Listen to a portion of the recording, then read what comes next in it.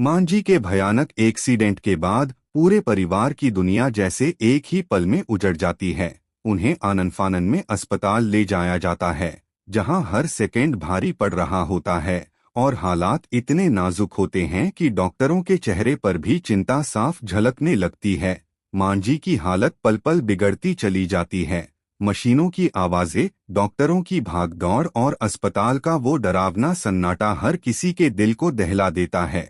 इसी अफरातफरी के बीच अनु का हाथ मांझी के हाथ से छूट जाता है और जैसे ही यह नज़ारा उसकी आंखों के सामने आता है, अनु खुद को संभाल नहीं पाती। उसका दिल बुरी तरह कांप उठता है, आंखों से आंसू बिना रुके बहने लगते हैं और अंदर ही अंदर वह खुद को दोषी मानने लगती है कि कहीं उससे कोई गलती तो नहीं हो गई। आने वाले एपिसोड में मांझी की इस हालत को देखकर अनु पूरी तरह टूट जाती है। उसकी आंखों से आंसू थमने का नाम ही नहीं लेते। दर्द, डर और पछतावे का सैलाब उसके दिल को जकड़ लेता है और वह हर पल, हर सांस के साथ बस यही दुआ करती नजर आती है कि किसी भी तरह मांझी की जान बच जाए। तभी कहानी में एक और तूफान खड़ा होता है, जब मीरा भी अस्पताल पहुंचती है, लेकिन हालात को संभालने के बजाय वह अनु पर इल्जाम लगाने लगती है। वह हर बात के लिए अनु को दोषी ठहराती है। उसके ताने माहौल को और ज्यादा जहरीला बना देते हैं।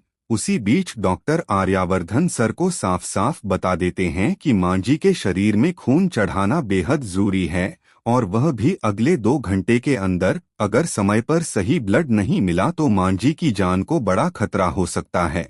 यह सुनते ही आर्यावर्धन सर के पैरों तले जमीन खिसक जाती है, क्योंकि मांझी का ब्लड ग्रुप बेहद रेयर होता है और अस्पताल में फिलहाल वह ब्लड उपलब्ध नहीं होता। आर्यावर्धन सर अस्पताल के हर कोने में भागदौड़ करते नजर आते हैं। फोन पर फोन किए जाते हैं, रिश्तेदारों और जान पहचान वालों से संपर्क किया जाता है, लेकिन कहीं से भी सही ब्लड का इंतजाम नहीं हो पाता। और जैसे जैसे समय बीतता जाता है, टेंशन और डर कई गुना बढ़ता चला जाता है।